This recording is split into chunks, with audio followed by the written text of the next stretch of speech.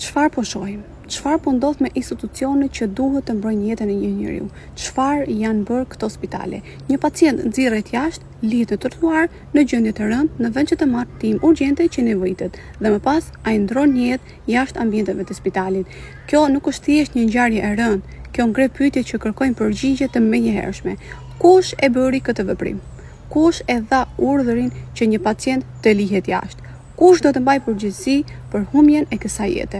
Kush do të përgjigjet qytetarëve?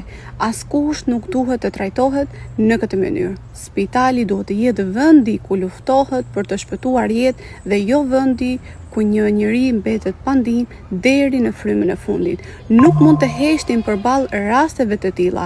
Kërkojmë transparencë të plotë, hetim të pavarur dhe përgjegjësi për çdo veprim apo mos veprim që ka çuar në këtë ngjarje, sepse një jetë e humbur nuk mund të trajtohet si një statistikë.